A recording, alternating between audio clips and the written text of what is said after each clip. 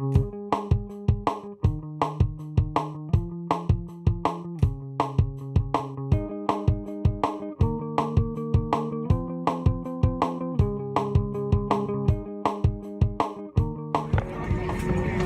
so we just landed in Florida. Seatbelt sign is off. We're gonna go collect our bags and start this vacation.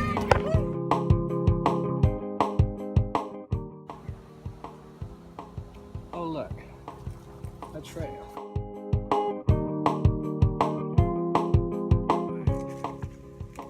So here I am, out in the middle of Florida, and I heard there was reptiles.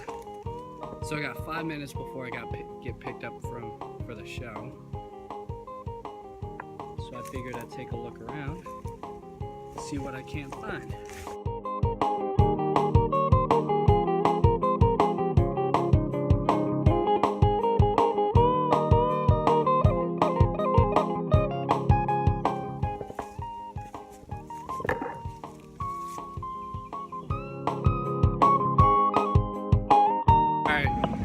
Here we are at the Tampa Repticon, walking in with my sister, and time to check out all the animals.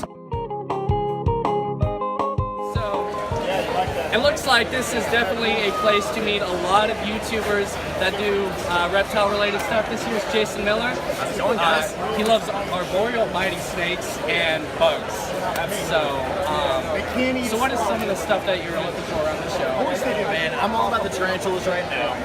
Because I just moved to Florida. I'm living in Orlando right now. So I want to get something that's a little more easy to live with. So I just got a new dwarf, Brazilian dwarf beauty. Species I've never seen before. He's really tiny. Oh no, he's in his burrow. He's right there. You can't see him, and I'm sorry. This is bad content. But that's fine. Yeah, man, I love the dwarf tarantula species because for someone who's not really into having a giant spider in their house, this thing's gonna max out at like 3 inches, but it still looks as cool as a tarantula. Right. So that's super rad. I'm looking at stuff for the future. Like I love house snakes. I'm looking at a house snake once I have a more permanent place to live. And pretty much it. Yeah, man, keeping it small, focusing on the conservation work. So video-wise, what's in the future for you? The future for me, if you guys haven't noticed, I haven't made a video in a while. It's been a minute. That's because, I've been moving here, I've been trying to move in, and find a place to live, find a place to work. Once all that is done, I'm going to continue making videos on a weekly basis. I'm also working on a podcast that's coming out soon called Carbon. Expect that stuff within the next month or so. Alright. At the very latest. I'm just trying to get my footing and have enough money to survive first. Alright. Well, we're just on a layover here before we take off to England. So if we had more time, I'd definitely buy you a beer or something. But it was great to run into you. I'm coming back through Florida here pretty soon, so. Awesome. Right. We're going to start rolling right now? Let's talk tortoises. All right, what do you want to talk about? Well, I don't see any Indian star tortoises. I'm sorry, man. That's fine, but they just don't do so good here in Florida, man. So I like to keep animals that I know are going to thrive and do well, and then when I offer them for sale, I make sure that, folks are getting an animal that's going to do good. Yeah, I doubt I'm taking anything back to Texas. Oh, you're from Texas? Yeah, plain or otherwise. So. All my exes live in Texas. Yeah, well, we're not going to talk about exes. Go ahead, man. What's your question?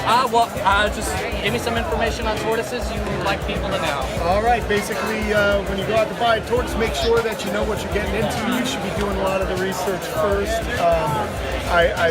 It's always tough. I don't mind talking to people. That's why I come to do the shows. But if a lot of people come in, they see a cute little sulcata, they don't realize they get really, really big. So know what you're getting into. Know that it's a lifelong commitment. Know what you can, care for, afford, feed for the next 80 to 100 years, and know also the habitat the animal requires. Sulcata is like a little drier. I don't know what part of Texas you're from. What part? Central West Texas. Central West Texas. All right, so it gets a little humid and dry or humid? Dry, flat, and red dirt. Dry. Well, then you need some leopard tortoises, some sulcatas. You want to keep tortoises that are more acclimated to a drier climate, whereas the elongateds I have right here, these little dudes are perfect for Florida. Sulcatas, they like it dry, but they're very adaptable. But these guys get big, so know what you're getting into. And that's about all I want to impress upon the folks out there, you know what I mean? And if they want to learn a little bit more, hop on over to the Kamp Kenan channel. Yeah, for sure. Why not? All right, well, it was a pleasure meeting you. Max, thanks for stopping, man. It's always nice to talk to another reptile lover, especially from Texas. Seriously, though, the last girl from Texas, she lived in Whitesboro, Texas. That girl was tough. Yeah. Well, they tend to be. They tend to be. Like your dad, though. Nice guy. Yeah. See ya. Well, anyway, have a good one. All right. So I'm here with David, or Tiki, from Tiki's Geckos, and we're going to talk a little bit about crested geckos. Show me some of your pride and joys. For sure, man. Everybody's always comes here and looks at these geckos and they hope they're for sale, but they're not, unfortunately. But these are some of my productions from about 2.5 years ago. Okay, I'll show you. This girl and this male are actually full siblings. So take a look at that. Full siblings. The dad kind of looks like him, and the mom kind of looks like her. Yeah. Awesome geckos. Yeah, give me a second, bud. I mean, everybody that holds these animals for the first time just freaks out about how soft they are. They're like velvet. They're like marshmallows. So yeah. Yeah, and they're just super easy to take care of. You know, it's not an intimidating pet to get into.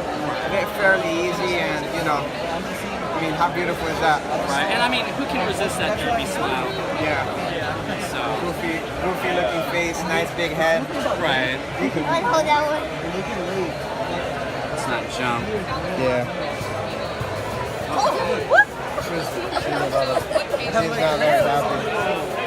This one was his, right? Yeah, it doesn't. Yeah, you can put them there.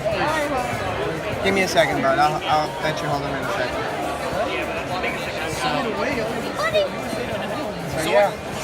So what new things can we expect out of Tiki's Geckos channel in the future? So I'm doing, you know, I'm very excited because I started doing the YouTube live, you know, every Saturday at 4 p.m. Obviously not today because I'm doing the Repticon, but every Saturday we're doing a YouTube live.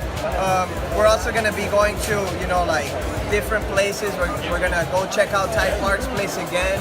We're going to go talk to Ryan Gitman from Underground Reptiles. And just a lot of like the small hobbyists and breeders that, you know, that kind of make up the hobby, you know, and make the hobby as fun as it is and make it what it is. There's a million little people that are out there breeding, and it makes it that much more fun when you're just meeting a whole bunch of different people that have the same passion as you. Right, and showing people how to do it right and the proper way. Exactly. Thank God for the internet and YouTube, where you can just YouTube search something and then there it is. And everything's as clear as... Exactly. You see exactly how to take care of an animal. Back in the day, with no internet, I mean, imagine how you would find out. It's trial and error. You know? Right. Well, David, I definitely appreciate talking to you. Thank you, bro.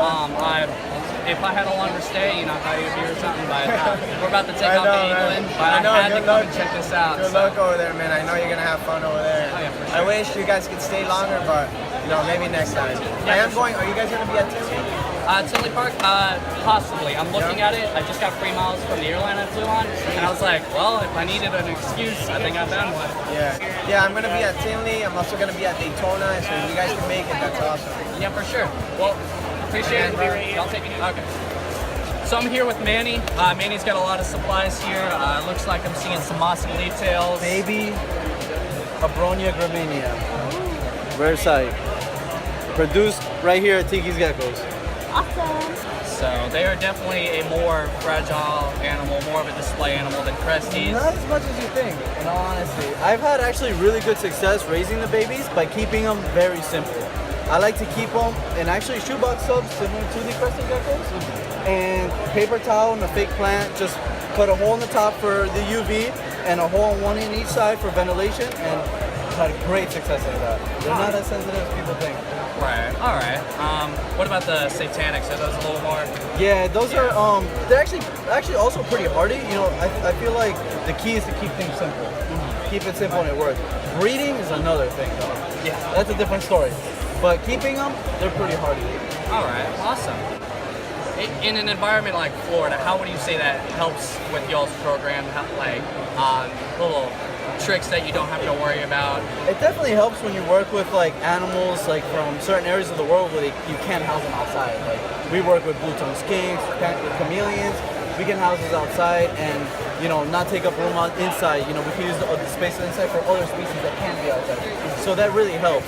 And also the weather, like for example with the crested geckos, they can breed all year long because we don't get that cool down here. So we can breed the entire year successfully. All right, nice. All right, but anyway, Manny, I definitely appreciate it, and I hope y'all do very well at the show. Oh man, you're gonna have fun over it. Nice to meet you, man. Yeah, for the next time I'm here, I'll definitely come by and say hi. So. And we're grabbing a beer. Yeah, for sure. Yeah. I'll have to bring a text. We have an animal park that's located up the road from Tampa, Florida. And if somebody has an alligator in their pool or something's coming too close to their pets, they get concerned, they'll call FWC or 911. We'll come out, retrieve the gator, and most people that go and get the gators, they don't charge a fee because the gator is their fee. That's with the meat, the bones, whatever they use it for. We're the only ones in this county that keep them alive. So we bring them back to the park at croc encounters where they live the rest of their life. Well, thank you so much. You're welcome. Can I pet it? What's his name? Lucy. Or her name. Hello, Lucy. I want to hold it. Oh my goodness. Hi, I'm Ken with White Hat Dragons, and this is one of my dragons here. This is Two-Tone. He's a purple paradox dragon. He's one of my, when I produce, he was born October 4th. He's 9 months old. And I'm the owner of White Hat Dragons. We do dragons here. Right. And of course, he's still young, he's still a juvenile, but he's a sweetheart. He's been spoiled and handled a lot. Would you like to hold him? Yes, for sure. So, for those of y'all who know me, y'all know about my bearded dragon Ducky and her personality. So, working with bearded dragons, it's definitely something that I'm envious of. You know, only having one, being around them all day, it's got to be incredible. It's very rewarding. I've been breeding for about a decade now, and it never gets old. Every time the babies come out, it never gets old. I just love them all. All right. Well, I guess my advice for you on breeding is how do you keep the dragons from tearing each other up? You know, like I know lizards can be mean breeding, so. All right. Basically, I don't house my males and females together. All my dragons are housed individually. When I go to breed, first I brumate my female. I cool them down. I have a whole 3-month routine that I use with my female. And then when she comes out of her breeding and I feed her heavy and give her a lot of calcium, she starts to producing pheromones, and the male understands that. When I breed them, I put them together. I'm there. If they try to bite each other's tail or feet, I will try to, I will separate them, and I'll try again a little bit. But sometimes they can be really aggressive because the male is really excited about breeding. But if he is aggressive with the female and you take her out, put her in 10 minutes later, a lot of times they calm down more. All right. And they will breed. So it's fun to watch everything. Right. Yeah. I mean, with my girl Ducky, you know, she's my sweetheart. So I'm looking to take care of her. If I get into breeding, I don't look too much into it. But I just think that's good universal advice, and I appreciate it. So, and got a beautiful boy here. So. Yeah, he's nice. He's a sweetheart. Amazing. There.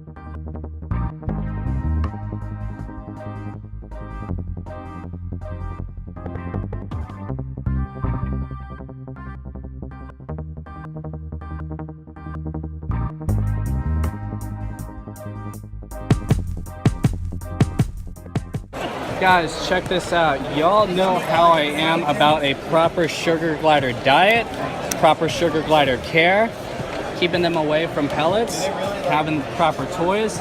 This booth is all about that. Alright guys, we are a long way from Texas, but real quick I wanted to thank our sponsor, Truly Blessed Barbershop, for helping us make this show possible. If you guys get the chance, take them out and they'll get you looking fresh.